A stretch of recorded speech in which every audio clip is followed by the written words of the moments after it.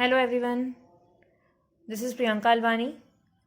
I will explain the chapter due diligence. We have completed our half chapter in the first part of the video. Now I will complete the remaining part. So let me explain the earlier chapter जो earlier हम cover कर चुके हैं. हमने पहले पढ़ा था due diligence क्या होता है. Due diligence is basically a background check of a company. ठीक है, किसी भी कंपनी को जिसको आपको एक्वायर करना है उसके बारे में सारी जानकारी निकाल लेना, चाहे वो फाइनेंशियल मैटर्स से रिलेटेड हो, चाहे लीगल मैटर्स से रिलेटेड हो, चाहे ट्रांजैक्शनल बेसिस से रिलेटेड हो, चाहे गुडविल से रिलेटेड हो, या फिर मार्केट में स्टैंडिंग क्या है उस कंपनी का, जिससे कि हमारी बार्गेनिंग पोजीशन क्या हो जाएगी, इंप्रूव हो जाएगी.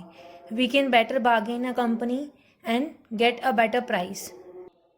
हमने ये पढ़ लिया था कि इसका ऑब्जेक्टिव क्या होता है, सारी मटेरियल इन्फॉर्मेशन को निकालना किसी भी टारगेट कंपनी के बारे में, स्वॉट एनालिसिस को करना जिससे कि हम strength and weakness and trades के बारे में जान जाएंगे, इससे कि हमारी बार्गेनिंग पोजीशन क्या हो जाएगी, इंप्रूव हो जाएगी. हमने ये जान लिया था कि एग्जिस्टिंग और एक्सपेक्टेड क्या होता है, ब्रिज बनाना देना एक एग्जिस्टिंग और एक्सपेक्टेड कंडीशंस के बीच में. हम इससे एक्यूरेट डिसीजंस को ले पाएंगे और इम्प्रूव कर पाएंगे कॉन्फिडेंस ऑफ स्टेक होल्डर्स. ये सब हमने पढ़ लिया. इसके बाद हमने देखा था टाइप्स क्या होते हैं ड्यू डिलिजेंस के. ड्यू डिलिजेंस के 3 टाइप्स होते हैं. पहले बिजनेस ड्यू डिलिजेंस होता है, फिर legal due diligence, financial due diligence. Business due diligence में 7 टाइप होते हैं. 7 टाइप हैं: operational, strategic, technical, environmental, human, information, ethical. इसके बारे में भी हमने पढ़ लिया था डिटेल में. हमारा ये टॉपिक अब स्टार्ट होगा ह्यूमन रिसोर्स ड्यू डिलिजेंस से. ह्यूमन रिसोर्स मीन्स क्या, जितने भी हमारे एम्प्लॉयज़ है कंपनी में, जो काम करने वाले लोग हैं, तो for the success of any venture it is necessary to assess the employees issues and find out the cultural differences. हमारे यहाँ पर अलग अलग कल्चर के एम्प्लॉयज़ काम कर रहे हैं, तो उनकी कल्चरल डिफरेंसेस को आइडेंटिफाई करना, उनके बारे में सब कुछ जान लेना ताकि कोई डिस्प्यूट्स अराइज नहीं हो एम्प्लॉयज़ के काम करने के बीच में, कल्चरल इशूज़ अराइज नहीं हो. तो human resource due diligence aimed at people and related issues, लोगों के बारे में जान लेना, उनके रिलेटेड इश्यूज़ के बारे में जान लेना. और every individual has a different perception, every individual has a different perception and different innovation criteria, different specialization to achieve a thing. सब किसी का अलग क्राइटेरिया होता है, तो उनको जान लेना, पहचान लेना कि उनकी क्या अपेक्षाएं हैं ऑर्गेनाइजेशन में काम करने के लिए. हर किसी की कोई अपेक्षाएं होती है ऑर्गेनाइजेशन में काम करने के लिए, तो उससे पहले जान लेना. इन्फॉर्मेशन सिक्योरिटी ड्यू डिलिजेंस, सारे इन्फॉर्मेशन टेक्नोलॉजी से रिलेटेड रिस्क को आइडेंटिफाई कर लेना ताकि हम जान पाएँ कि सामने वाली कंपनी की इन्फॉर्मेशन एफिशिएंट कितनी है, आईटी टेक्नोलॉजी में कितनी एफिशिएंट है सामने वाली कंपनी जिसको हम एक्वायर करना चाह रहे हैं. तो ये पहले हम जान लेंगे तो वो बेटर डिसीजन मेकिंग होगा हमारे लिए. इसके बाद आता है ethical due diligence. Ethical due diligence किसके बारे में बोलता है, एथिकल ड्यू डिलिजेंस बोलता है कि हम एथिकल कैरेक्टर को जान लें, कंपनी एथिकली कितनी अच्छी है, कंपनी कितना सीएसआर में इन्वेस्ट कर रही है, सारे रूल्स एंड रेगुलेशंस को फॉलो कर रही है, कंपनी की रेपुटेशन क्या है मार्केट में, इसको जान लेना. Legal due diligence, legal due diligence किसके बारे में बोलता है, लीगल ड्यू डिलिजेंस बोलता है कि कंपनी की कोई लिटिगेशंस तो पेंडिंग नहीं है कोर्ट में, कंपनी कोई पिटफॉल्स तो इन्वॉल्व नहीं कर रही, कंपनी की कोई पोटेंशियल लीगल पिटफॉल्स हैं या फिर रिलेटेड इश्यूज़ हैं, कोई लाइबिलिटीज़ पेंडिंग हैं. इंटर कॉर्पोरेट और इंटर कॉर्पोरेट ट्रांजैक्शंस को देख लेना, जान लेना कि कंपनी क्या कर रही है, कौन से कॉन्ट्रैक्ट्स में पहले से एग्जिस्टिंग इंगेज्ड है. फाइनेंशियल ड्यू डिलिजेंस, तो financial due diligence most important due diligence होता है जिससे कि हम पीस ऑफ माइंड प्रोवाइड करते हैं, किसको, कंपनी को भी और फाइनेंशियल बायर्स को भी. कंपनी मतलब जिसको हम एक्वायर करना चाहते हैं, ठीक है, और फाइनेंशियल बायर्स को भी. By analysing and validating all financial, commercial, operational, strategic assumptions being made, company के सारे फाइनेंशियल एस्पेक्ट्स को जान लेना, कंपनी की अकाउंटिंग पॉलिसीज़ को रिव्यू कर लेना, कंपनी के इंटरनल ऑडिट प्रोसीजर्स को देख लेना, कंपनी की क्वालिटी देख लेना, सस्टेनेबिलिटी ऑफ अर्निंग्स को देख लेना, कंपनी की अर्निंग्स कितनी स्थिर है, कंपनी के कैश फ्लो को देखना अच्छे से कि कैश फ्लो है कि नहीं है, कंपनी का इनफ्लो है कि नहीं है. इसके बाद आता है टैक्स ड्यू डिलिजेंस, टैक्स के कंप्लाइंस के बारे में जानना, कंपनी कितने टैक्सेशन के एस्पेक्ट्स को फॉलो कर रही है, कंपनी आइडेंटिफाई कर पा रही है कि नहीं कर पा रही, रिस्क के एरियाज़ को आइडेंटिफाई करना, कंपनी की टैक्स प्लानिंग कितनी एफिशिएंट है ये जान लेना. Now factors to be kept in mind while conducting the due diligence, कौन से फैक्टर्स को आपको ध्यान में रखना पड़ेगा ड्यू डिलिजेंस करने के टाइम पर. क्यों आप करना चाह रहे हो due diligence, why you are doing a due diligence in a company. So for making the better decision making we are doing the due diligence. तो हमारा ऑब्जेक्टिव क्या है, हमारा पर्पस क्या है. A key step in any due diligence exercise is to develop an understanding for the purpose of a transaction The goal of due diligence to provide the party proposing the transaction with sufficient information to make a reasoned decision. To make a reasoned decision. To make a reasoned decision means why we are entering into a transaction. Why we are entering into a particular transaction. What are my expectations from the other company. मुझे एकदम clear होना चाहिए कि मेरी क्या expectations हैं in terms of revenue, in terms of profits, in terms of profitability from target company to provide you the same. ठीक है, मतलब मैं एक्वायर कर रही हूँ टारगेट कंपनी को, तो मेरी क्या प्रॉफिट्स से अपेक्षाएं हैं कि टारगेट कंपनी में प्रॉफिट्स कैसे हैं, प्रॉफिटेबिलिटी कैसी है. मैं सारी अपेक्षाएं मेरी एक बार देख लूँ कि मेरी क्या एक्सपेक्टेशंस हैं. Second point, consider whether you have resources to make a business succeed. क्या हमारे पास भी इतने रिसोर्सेज हैं कि हम टारगेट कंपनी के साथ मिलकर सक्सीड कर पाएंगे, बिजनेस को आगे बढ़ा पाएंगे. Third point, consider whether the business give you the opportunity to put your skills. क्या हम हमारी स्किल्स को डाल पाएंगे उस सामने वाली कंपनी में और अच्छे से यूज़ कर पाएंगे. Learn as much as you can about the industry. हम इंडस्ट्री के बारे में अच्छे से जान लें. इंटरेस्टेड जिस इंडस्ट्री में हम हैं इंटरेस्टेड, जिसको परचेस करना चाह रहे हैं, उसके बारे में अच्छे से जान लें, मीडिया रिपोर्ट्स के थ्रू, जर्नल्स के through and people in the industry के थ्रू. ठीक है, तो ये बेसिक पर्पस होता है ड्यू डिलिजेंस करने का. Second point, planning the schedule. Schedule को प्लान कर लेना, मतलब हम कैसे करेंगे ड्यू डिलिजेंस. हमने सोच तो लिया करना है, बट हम कैसे करेंगे, that is the basic point कि हमको कैसे करना है. तो सबसे पहले क्या करेंगे, once is decided for a particular business. एक बार हमने डिसाइड कर लिया कि हाँ भैया पर्टिकुलर बिजनेस में हमने डिसाइड कर लिया कि हमको क्या करना है, मर्जर करना है, अमलगमेशन करना है, टेक ओवर करना है, whatever we want to do, we have decided. But जब हम प्लानिंग नहीं करेंगे तो कुछ नहीं होने वाला है. तो हमको क्या करना पड़ेगा, steps to be followed in due diligence. Areas को देखना पड़ेगा, कौन से अच्छे से एरियाज़ को देखना पड़ेगा इन terms of financial, technical, information, सारी इन्फॉर्मेशन को जानना पड़ेगा. कौन से की एरियाज़ हैं उसको टारगेट करना पड़ेगा. Information and other material to be requested from the seller, उसके बारे में जानना पड़ेगा. Now negotiation of time. Negotiation of time means कितने समय में हम कंप्लीट करेंगे.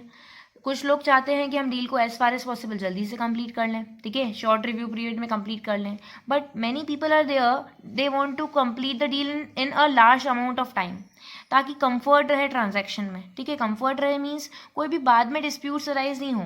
एक बार डील कंप्लीट हो जाए, ऐसा नहीं कि बाद में कोई डिस्प्यूट हमको चाहिए. ठीक है, तो हमको क्या करना पड़ेगा, बेटर डिसीजन मेकिंग के लिए एज फार एज पॉसिबल हमको ड्यू डिलिजेंस के साथ टाइम जो रिक्वायर्ड है, नेसेसरी टाइम जो रिक्वायर्ड है, उसमें डील को कंप्लीट करना पड़ेगा with the following of rules and regulations of merger amalgamation of companies act 2013. Is it clear. Now risk minimization. हम रिस्क को कैसे ख़त्म करें. तो all the information should be double check. सारी इन्फॉर्मेशन को हम क्या करेंगे, डबल चेक करेंगे. चाहे वो फाइनेंशियल हो, चाहे वो टैक्स एस्पेक्ट से रिलेटेड हो, चाहे वो पेटेंट राइट से हो, चाहे वो कॉपी राइट से हो, चाहे वो कस्टमर का बेस हो. ओके, कस्टमर बेस मीन्स कि कितने कस्टमर्स इंगेज्ड है हमारे साथ. To ensure that the company does not face a law suit. Company के अगेंस्ट कोई क्रिमिनल इन्वेस्टिगेशन तो नहीं चल रहे हैं, ये भी इंश्योर करना बहुत इंपॉर्टेंट है. The financials are very important at one needs to be certain about the target company did not engage in creative accounting. ऐसा नहीं हो कि target company कोई creative accounting में engaged हो. means manipulation of accounts. creative accounting means manipulation of accounts. the asset position. target company की asset में position क्या है ना. fake assets तो नहीं दिखा रखे हैं उन्होंने. प्रॉफिटेबिलिटी कैसी है टारगेट कंपनी की, ये सब वाइटल है. वाइटल है मीन्स इंपॉर्टेंट एस्पेक्ट्स है. Since due diligence exercise deals with overall business, ये ओवरऑल बिजनेस से डील करता है. It is important to consider aspects such as background of promoters. Promoters का क्या बैकग्राउंड है हमको ये जानना पड़ेगा. Performance of senior management team. Senior management कैसे अच्छे से परफॉर्म कर रही है ये जानना पड़ेगा. ऑर्गेनाइजेशन की स्ट्रेटजी क्या है, ऑर्गेनाइजेशन के बिजनेस प्लान्स क्या हैं, रिस्क मैनेजमेंट सिस्टम क्या फॉलो कर रही है, टेक्नोलॉजी एडवांस है कि भैया पुरानी टेक्नोलॉजी है, आउटडेटेड टेक्नोलॉजी का इस्तेमाल किया जा रहा है, कंपनी का इंफ्रास्ट्रक्चर कैसा है, company optimum utilization of resources कर रही है कि नहीं कर रही है. ये सारे एस्पेक्ट्स को हमको जानना पड़ेगा. कैसे जानोगे आप, ऑब्वियसली क्या करोगे, ड्यू डिलिजेंस करोगे, जिससे कि आप बैकग्राउंड चेक कर पाओगे पूरी कंपनी का before you do a acquisition for a business. Now the next topic is information from external sources. आपने अब खुद तो इन्वेस्टिगेशन कर लिया है ना, आपने खुद इन्वेस्टिगेशन कर लिया, but you are a sole individual and you are not sure about it. Okay, so हम क्या करेंगे, इन्फॉर्मेशन ले लेंगे एक्सटर्नल सोर्सेज से भी. एक्सटर्नल सोर्सेज की मदद ले सकती हूँ मैं इन्फॉर्मेशन को गैदर करने के लिए, जिससे कि मैं और इन्फॉर्मेटिव हो जाऊंगी, सारी इन्फॉर्मेशन के बारे में श्योर हो जाऊंगी एक एक्सटर्नल एजेंसी का साथ लेकर. एक बार मैंने एक्सटर्नल एजेंसी का साथ ले लिया, ठीक है, तो जितने भी फ्लॉज निकाले गए, फ्लॉज मतलब कमियां निकाली गई, किसके द्वारा निकाली गई? एक्सटर्नल एजेंसी के द्वारा निकाली गई। किसके रिगार्डिंग निकाली गई? कंपनी के रिगार्डिंग निकाली गई। तो मैं क्या कर पाऊंगी? नेगोशिएट कर पाऊंगी बेटर डील के लिए, मैं बार्गेन कर पाऊंगी कि ये है मिस्टेक है आपकी कंपनी में, है ना, that is all because of your mistake, I am not able to pay this price and I will bargain the price, so I can make a better bargain price and try to lower the price through the SWOT analysis and help of external agency.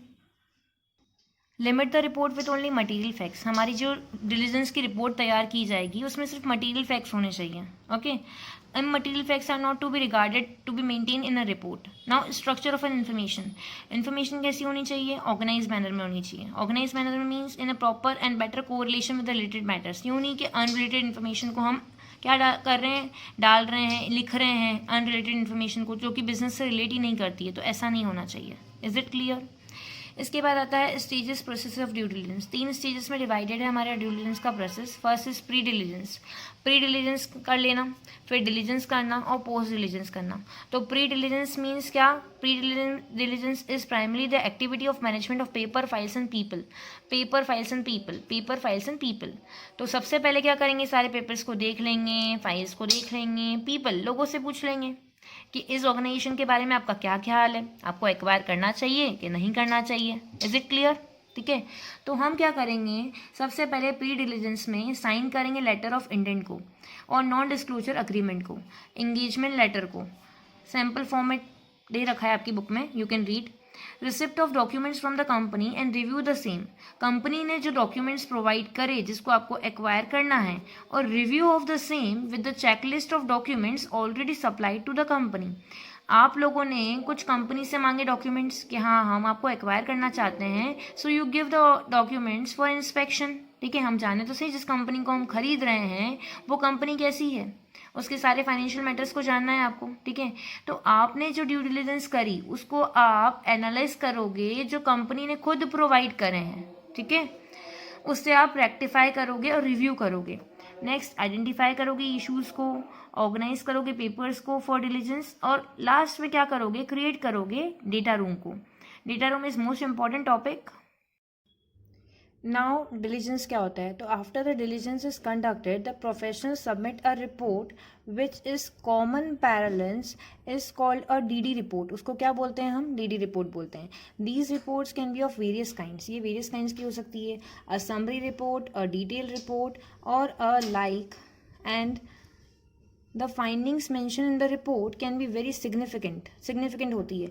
तो first होता है deal breaker. Deal breaker क्या होता है? This report finding can be very glaring means obvious होती है, and may expose to various non compliance due to criminal proceedings and non liabilities.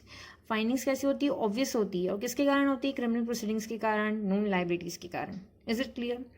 Now deal diluters. Deal diluters means deal होगी ही नहीं, dilute हो जाएगी डील। तो the finding arising out of diligence में कंटेन वायलेशंस, बहुत सारे वायलेशंस होंगे, which may have an impact in the form of quantifiable penalties, बहुत सारी पेनल्टीज लगाए होगी, एंड इन टर्न में result in diminishing the value of a company, जिससे कि वैल्यू क्या है? डिमिनिश हो जाएगी किसी भी कंपनी की। Deal diluter. The finding arising out of diligence may contain violation which may have impact in the form of quantifiable penalties. बहुत सारी penalties लगाई होगी, we have read. Now deal cautioners. Cautioners means एहतियात बरतना, ठीक है, caution. It covers those findings in the diligence which may have impact, which may not impact the financial. Financial पे impact नहीं करता है, किस पे impact करता है? बट फर्दर इट में लीड टू नॉन कंप्लाइंस, जिससे कि नॉन कंप्लाइंस होगा और उसको हम रेक्टिफाई कर सकते हैं। कैसे करेंगे? कॉशंस पाथ को लेकर। अब डील मेकर तो बहुत ही हार्ड है, very hard to come by. ऐसी रिपोर्ट कभी बनेगी ही नहीं कि डील मेक हो जाए, ठीक है, बट इसको हम क्या बोलते हैं? क्लीन रिपोर्ट बोलते हैं। क्या बोलते हैं इसको? क्लीन रिपोर्ट बोलते हैं। नाउ पोस्ट डिलीजेंस में क्या होगा? Post diligence sometimes result in rectification of non compliance found due to course of due diligence. Rectify करना, सारे नॉन कंप्लाइंस जो भी आपने फाइंड आउट करे हैं उसको क्या करोगे आप? रेक्टिफाई करोगे, ठीक है, उसको क्या बोलोगे आप? Post due diligence. Now next topic, transactions requiring due diligence क्यों करते हैं आप ड्यू डिलिजेंस? तो हम जब मर्जर करना चाह रहे हैं, हम अमलगमेशन करना चाह रहे हैं, जब हम एक्विजिशन करना चाह रहे हैं, हम क्या करेंगे? ड्यू डिलिजेंस को करेंगे। ड्यू डिलिजेंस करके एक बैकग्राउंड चेक को करेंगे, सारी कंपनी की इन्फॉर्मेशन को जान लेंगे जिसको आपको एक्वायर करना है। ठीक है, आप जब जॉइंट वेंचर में एंटर होते हो या फिर आप कोलैबोरेशन करते हो किसी दूसरी कंपनी के साथ, तब भी आपको क्या करना पड़ता है? ड्यू डिलिजेंस करना पड़ता है। जब आप वेंचर कैपिटल इन्वेस्टमेंट करते हो तब आपको करना पड़ता है ड्यू डिलिजेंस। जब आप पब्लिक ऑफर करते हो सिक्योरिटीज़ का, तब भी आपको क्या करना पड़ता है? ड्यू डिलिजेंस करना पड़ता है। पब्लिक इशू करोगे ड्यू डिलिजेंस का, तो डिसीजन देखोगे पब्लिक इशू क्यों करना है, डिसीजन ऑन पब्लिक इशू। इसके बाद बिजनेस ड्यू डिलिजेंस के बारे में जानोगे, फिर लीगल और फाइनेंशियल ड्यू डिलिजेंस के बारे में जानोगे, सारे डिस्क्लोजर्स करोगे प्रोस्पेक्टस में, मार्केटिंग करोगे इन्वेस्टर्स का, पोस्ट इशू कंप्लाइंस के बारे में जानोगे। ठीक है, documents to be check in due diligence process, कौन से आपको डॉक्यूमेंट्स चेक करने पड़ेंगे ड्यू डिलिजेंस की प्रोसेस में? डॉक्यूमेंट्स, तो बेसिक इन्फॉर्मेशन के बारे में जानोगे, फाइनेंशियल डेटा के बारे में जानोगे, इंपॉर्टेंट बिजनेस अग्रीमेंट्स के बारे में जानोगे, लिटिगेशन के बारे में जानोगे, कोई केस तो रनिंग नहीं है, आईपीआर की जानकारी हासिल करोगे, मार्केटिंग के बारे में जानोगे, marketing information, internal control system को देखोगे, टैक्सेशन के एस्पेक्ट्स को देखोगे, इंश्योरेंस को देखोगे, कंपनी का इंश्योरेंस है नहीं है, ह्यूमन रिसोर्स के बारे में देखोगे, इन्वायरमेंटल के इम्पैक्ट के बारे में देखोगे, कल्चरल एस्पेक्ट्स के बारे में देखोगे। Now the most important topic, the concept of data room in due diligence. Data room क्या होता है? जहाँ पर सारी इंपॉर्टेंट इन्फॉर्मेशन मेंटेन रहती है, स्टोर रहती है। किसके बारे में? कंपनी के बारे में। All the related information about the company is available in data room. It can be a virtual data room और it can be a physical data room. आजकल तो सिर्फ वर्चुअली अवेलेबल है, ठीक है, because we are living in the 21st century where virtual data room is best, जहाँ पर सारी इन्फॉर्मेशन लॉगिन आईडी और पासवर्ड्स के थ्रू एक्सेस की जा सकती है और मेंटेन रहती है। अ data room provides all important business document information which may be financial information, okay, legal information और रेगुलेटरी इंफॉर्मेशन और the marketing information, press report information, material aspects pertaining to a business transaction. So किसी भी transaction में enter होने से पहले आप सारी जानकारी को हासिल कर लेंगे, इंफॉर्मेशन को हासिल कर लेंगे डेटा रूम को देखकर, डेटा रूम में जाकर। ठीक है, और आपको लेकिन क्या करना पड़ेगा? इन्फॉर्मेशन को जानने के लिए आपको एक नॉन डिस्क्लोजर अग्रीमेंट को साइन करना पड़ेगा। ये आप नॉन डिस्क्लोजर अग्रीमेंट साइन करेंगे किसके यहाँ पर? किसके यहाँ पर करोगे? जिस कंपनी को आप एक्वायर कर रहे हो वो आपको सारी इन्फॉर्मेशन को प्रोवाइड कर रही है, so you have to sign a non disclosure agreement. Non disclosure agreement means आप किसी और को बताएंगे नहीं वो information. Okay, so before entering into a data room you have to sign a non disclosure agreement with the concern company itself which you want to acquire. Is it clear? इसके बाद है कि डाटा रूम क्या होता है, what is all about data room. हमने बहुत सारे डाटा रूम्स देखे हैं, ठीक है। Provisions are also made to mitigate the risk of data destruction. ऐसे प्रोविजंस को बनाए गए हैं कि हम डेटा डिस्ट्रक्शंस को रोक पाएँ, ठीक है, डेटा के स्टीलिंग को रोक पाएँ, चोरी होने से रोक पाएँ, जिससे कि एडिकेट प्रोविजंस बनाए गए हैं, लाइक एंट्री करना, स्टडी करना, नोट करना डेटा रूम के आइटम्स को, एग्जिट करना, उनके लिए स्पेशल प्रोविजंस बनाए गए हैं कि हम कैसे करेंगे। बहुत सारे क्लोज सर्किट कैमरास को इंस्टॉल किया गया है डेटा को डिस्ट्रक्शन होने से बचाने के लिए, ठीक है, जिसके लिए प्रॉपर बजटिंग भी बहुत सारी कंपनीज करती है, रिक्वायर्ड रहती है। बहुत सारे ऐसे बेसिक प्रिंसिपल्स दिए गए हैं। Principles are also laid down for coping documents to clearly state about the nature of documents which could be copied in the data room। ऐसे प्रिंसिपल्स बनाए गए हैं जिसके द्वारा हम सिर्फ उन्हीं डॉक्यूमेंट्स को क्या कर सकते हैं? कॉपी कर सकते हैं। तो कॉपी करने के लिए डेटा को बहुत सारे प्रिंसिपल्स बनाए गए हैं। Is it clear? फिर वाई डेटा रूम, क्यों बनाया गया डेटा रूम को? तो रिमूव्स एम्बिग्यूटी। एम्बिग्यूटी मीन्स हम कोई कंफ्यूजन नहीं चाहते हैं, हमारी डील फाइनलाइज हो जाए बाद में हम कंफ्यूजन करें कि हाँ ये कंफ्यूजन रह गया जानना, तो ऐसा नहीं है। हमको क्या करना पड़ेगा? डेटा डिस्ट्रक्शंस को अवॉइड करने के लिए क्या करना पड़ेगा? हमारे माइंड में हम खरीदना चाहते हैं, for example I am a buyer, मैं एक कंपनी हूँ जो दूसरी कंपनी को क्या करना चाहती हूँ? एक्वायर करना चाहती हूँ। तो मेरे माइंड में सारा कुछ क्लियर होना चाहिए उस कंपनी के बारे में, उस कंपनी की फाइनेंशियल पोजीशन, उस कंपनी की गुडविल, उस कंपनी की लीगल मैटर्स, उस कंपनी की सारे फाइनेंशियल एस्पेक्ट्स, टैक्सेशन एस्पेक्ट्स मुझे क्लियर होने चाहिए। तो removes ambiguity in the minds of a buyer. मैं खरीदना चाहती हूँ, ठीक है, about the profitability, growth prospects, business that is propose to be bought, जिसको मेरे को खरीदना है। Provides material information, helps in doing SWOT analysis. सारी मटेरियल इन्फॉर्मेशन के बारे में मुझे पता होना चाहिए जिससे कि SWOT एनालिसिस आसानी से हो पाएगी। It enables the buyer to do a better bargain, जिससे कि मैं बेटर बार्गेन कर पाऊंगी, ठीक है, through the analysis of a data को एनालाइज करके। मैं expose the weakness of a seller, मुझे सेलर की सारी वीकनेस के बारे में पता चल जाएगा, which is not directly provided to the buyer, ठीक है, for example a material of balance sheet date. Provides data that help in valuation in business, ऐसे डेटा के बारे में मुझे पता चल जाएगा जिससे कि मैं वैल्यूएशन बहुत ही अच्छे से कर पाऊंगी बिजनेस के बारे में।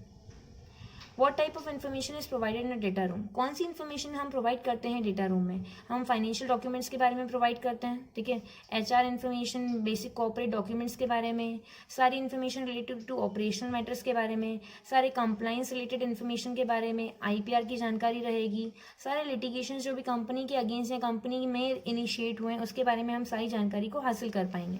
अब क्यों हम बनाते हैं डेटा रूम, क्यों बनाते हैं? तो हम इसलिए बनाते हैं डेटा रूम क्योंकि हम डिमांड्स को आइडेंटिफाई कर पाएंगे, प्रोस्पेक्टिव बायर्स की क्या डिमांड है, कौन से स्टेप्स हैं in creation of a virtual data room. In general the following steps are involve in creation of a virtual data room.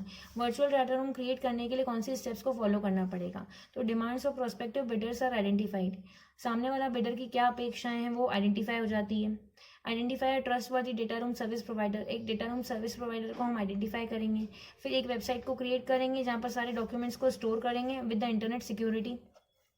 फिर साइन करेंगे एक नॉन डिस्क्लोजर अग्रीमेंट को विद द प्रोस्पेक्टिव बिडर्स, एक service agreement को sign करेंगे with the data room service provider, एक prospective bidder को identify करेंगे और साइन करवाएंगे नॉन डिस्क्लोजर अग्रीमेंट को, ठीक है। ये हो गई स्टेप्स हमारी वर्चुअल डेटा रूम को क्रिएट करने की। सबसे पहले demand of prospective bidder identified, demand को आइडेंटिफाई कर लिया, फिर एक ट्रस्टवर्दी सर्विस प्रोवाइडर को आइडेंटिफाई कर लिया, फिर एक वेबसाइट को क्रिएट कर लिया, फिर एक नॉन डिस्क्लोजर अग्रीमेंट को बना लिया किसके साथ, प्रोस्पेक्टिव बायर के साथ, एक सर्विस अग्रीमेंट को साइन कर लिया किसके साथ, सर्विस प्रोवाइडर और प्रोस्पेक्टिव बिडर के बीच में, फिर प्रोस्पेक्टिव बिडर से साइन करवा लिया नॉन डिस्क्लोजर एग्रीमेंट। अब वर्चुअल डेटा रूम के बहुत सारे एडवांटेजेस होते हैं, this is also important one, ठीक है। तो कॉस्ट कम से कम लगती है, टाइम कम से कम लगता है, मोर कंट्रोल रहता है, मोर कंफर्ट रहता है बायर और सेलर के बीच में, सारी availability of information at time available होती है, इजी टू सेटअप है, मोर सिक्योर्ड है, एफिशिएंट है। Is it clear? Now disadvantages भी होते हैं, जहाँ पर प्रॉस है वहाँ पर कॉन्स तो रहेंगी ही सही, ठीक है, किसी भी चीज़ के देख लीजिए आप। तो disadvantages, some disadvantages of virtual data room are limited interaction हो पाता है, लिमिटेड इंटरेक्शन, बायर और सेलर का बहुत ही लिमिटेड इंटरेक्शन होता है। लैक ऑफ क्लैरिटी, बहुत सारे ऐसे डॉक्यूमेंट्स होते हैं जैसे जो कि क्लियर ही नहीं होते हैं, लोड नहीं हो पाते हैं साइड में ढंग से। इनेबिलिटी टू कॉपी और प्रिंट इन्फॉर्मेशन, बहुत सारे डॉक्यूमेंट्स ऐसे होते हैं जिसको हम कॉपी नहीं कर सकते हैं, प्रिंट नहीं कर सकते हैं इन्फॉर्मेशन को, ठीक है, एक हर्डल की तरह होता है, रुकावट हो जाती है। Access to sensitive information such as contact to third parties पर legal challenges and confidentiality of information, बहुत सारे ऐसे लीगल चैलेंजेस होते हैं जो थर्ड पार्टी एड्रेस नहीं कर पाती। Now the most important topic is difference between virtual and physical data room. Form of document क्यों हम कर रहे हैं, ठीक है, फॉर्म ऑफ डॉक्यूमेंट, कौन से डॉक्यूमेंट्स होंगे फिजिकल में? फिजिकल में क्या रहेगा, पेपर्स रहेंगे, फाइल्स रहेंगे, बॉक्सेस रहेंगे। वर्चुअल में क्या होगा, इलेक्ट्रॉनिक डेटा को स्टोर करोगे, सॉफ्ट कॉपी में स्टोर करोगे। Is it clear? ठीक है। इसके बाद सिक्योरिटी ऑफ डॉक्यूमेंट, सिक्योरिटी क्या रहेगी इसमें? फिजिकल में उस पर्सन की ही जवाबदारी रहेगी जो पर्सन क्रिएट कर रहा है, ठीक है, उस पर्सन की जवाबदारी रहेगी। डेटा रूम का जो मालिक है उसकी जवाबदारी रहेगी मेंटेन करना डॉक्यूमेंट्स को। अगर वर्चुअल की बात करें तो मोर सिक्योर रहेगा क्योंकि लॉगिन आईडी और पासवर्ड के थ्रू लॉगिन करेंगे हम। इसमें ज़्यादा टाइम रिक्वायर्ड होता है, time required for creation of data room, इसमें लॉन्गर टाइम रिक्वायर्ड होता है, इसमें कम टाइम रिक्वायर्ड होता है। विद इन 48 आवर्स हम क्या कर सकते हैं, क्रिएट कर सकते हैं डाटा रूम को, और 48 आवर्स के अंदर अंदर हम डिमांड्स को आइडेंटिफाई कर सकते हैं। ओके, इसमें कॉस्ट क्या होगी, ज़्यादा से ज़्यादा होगी फिजिकल डाटा रूम में, इसमें कॉस्ट कम से कम होगी क्योंकि इंटरनेट सिक्योरिटी है। इसके बाद लिखा है कन्वीनियंस, कन्वीनियंस इसमें लो लेवल ऑफ कन्वीनियंस होगा, इसमें हाई लेवल ऑफ कन्वीनियंस होगा, क्योंकि इसमें क्या है फिजिकल मोड में हम मेंटेन कर रहे हैं तो बहुत डिफिकल्टीज आ जाती हैं। एसेसिबिलिटी ऑफ डाटा रूम, इसमें रेस्ट्रिक्टेड टाइम के लिए एसेसिबल होगा, ठीक है, फिक्स टाइम होगा 2 घंटे 3 घंटे के लिए, इसमें हम कभी भी एक्सेस कर सकते हैं यूजर आईडी और लॉगिन पासवर्ड के थ्रू, ठीक है। इसके बाद facility to restrict access to document access, क्या डॉक्यूमेंट का एक्सेस रहेगा, यहाँ पर कोई एक्सेस नहीं रहेगा, यहाँ पर एक्सेस रहेगा रेस्ट्रिक्टेड टाइम के लिए, ठीक है। इसके बाद facility to check and review the document, हम क्या रिव्यू कर पाएंगे, इसमें बार बार रिव्यू कर पाएंगे, नहीं कर पाएंगे, ठीक है। फिजिकल में हम कैसे रिव्यू करेंगे बार बार, इसमें हम बार बार रिव्यू को कर सकते हैं, डॉक्यूमेंट्स को अवेलेबल है। Facility to check who are to review the document, कौन रिव्यू कर पाएगा, इसमें अवेलेबल है, इसमें अवेलेबल नहीं है। इसके बाद next topic ability to copy document, हम कॉपी कर सकते हैं, बिल्कुल कर सकते हैं फिजिकल को, इसमें कुछ डॉक्यूमेंट्स को कर सकते हैं, वैसे पॉसिबल नहीं है। ओके, हम कम्युनिकेशन दे रहे हैं सेलर को, तो इसमें दे सकते हैं कम्युनिकेशन, इसमें सेलर को कम्युनिकेशन नहीं दे सकते हैं। तो now the next most important topic which is audit and due diligence. Audit और ड्यू डिलिजेंस के बारे में क्या होता है, ऑडिट क्या होता है। तो ऑडिट क्या होता है basically, audit is concern with historical financial statement. Historical financial statements के बारे में बताता है ऑडिट, ठीक है। लेकिन ड्यू डिलिजेंस काय के बारे में बताता है, हिस्टोरिकल फाइनेंशियल इन्फॉर्मेशन के बारे में तो बताता ही है, लेकिन करंट बिजनेस प्लान्स कौन कौन से हैं, करंट फाइनेंशियल इन्फॉर्मेशन के बारे में बताता है। तो हम बिल्कुल आसानी से डिस्टिंग्विश कर सकते हैं ऑडिट को और किसको, ड्यू डिलिजेंस को। ऑडिट क्या होता है, audit limited to financial analysis होता है। ऑडिट क्या होता है, ऑडिट का स्कोप क्या होता है, limited to financial analysis. Audit का स्कोप बहुत ही लिमिटेड होता है। लेकिन अगर हम ड्यू डिलिजेंस की बात करें, इसका कैसा होता है, इसमें हम हिस्टोरिकल डेटा को देखते हैं, लेकिन साथ में हम क्या देखते हैं, बिजनेस के प्लान्स क्या क्या हैं, सस्टेनेबिलिटी ऑफ बिजनेस इश्यूज क्या हैं, फ्यूचर प्रोस्पेक्ट्स क्या हैं कंपनी के, सब कुछ जान लेते हैं। तो इस हम बोल सकते हैं कि ऑडिट का स्कोप क्या होता है, नैरो होता है। इसका स्कोप क्या होता है, ब्रॉडर होता है। We can say this. Audit किस पे बेस्ड होता है, हिस्टोरिकल डाटा पे बेस्ड होता है, ठीक है। लेकिन अगर ड्यू डिलिजेंस की बात करें तो ये फ्यूचर ग्रोथ के प्रोस्पेक्ट्स को भी बताता है, किसके साथ साथ हिस्टोरिकल डेटा के साथ बताता है। ऑडिट हमेशा मैंडेटरी होता है, ठीक है। लेकिन अगर हम बात करें ड्यू डिलिजेंस की, तो ये मैंडेटरी तो होता है बट बेस्ड ऑन ट्रांजेक्शन होता है, ट्रांजेक्शन पे भी डिपेंड करता है, ठीक है। अगर एश्योरेंस की बात करें तो ऑडिट पॉजिटिव एश्योरेंस देता है, ठीक है, क्योंकि ट्रूनेस एंड फेयरनेस के बारे में बताता है, ट्रू एंड फेयरनेस के बारे में बताता है। लेकिन अगर हम ड्यू डिलिजेंस की बात करें तो ये नेगेटिव एश्योरेंस देता है, क्योंकि ये क्या करता है, रिस्क को आइडेंटिफाई करता है, ठीक है। ये पोस्टमार्टम एनालिसिस है। ऑडिट क्या होता है, पोस्टमार्टम एनालिसिस है। लेकिन ये क्या है, फ्यूचर डिसीजन के बारे में बताता है ड्यू डिलिजेंस। ये यूनिफॉर्म होता है, ठीक है। ऑडिट का नेचर क्या होता है, यूनिफॉर्म होता है। लेकिन अगर हम ड्यू डिलिजेंस की बात करें, डीडी की बात करें, ठीक है, तो ये नेचर के अकॉर्डिंग चेंज होता रहता है। रिपीटेटिवनेस की बात करें तो ऑडिट क्या होता है, रिकरिंग नेचर का होता है। और ये क्या होता है, ओकेशनल नेचर का होता है। डीडी क्या होता है, ओकेशनल नेचर का होता है। सो आई होप कि आपको पूरा चैप्टर ड्यू डिलिजेंस क्लियर हो। I hope so. Thank you.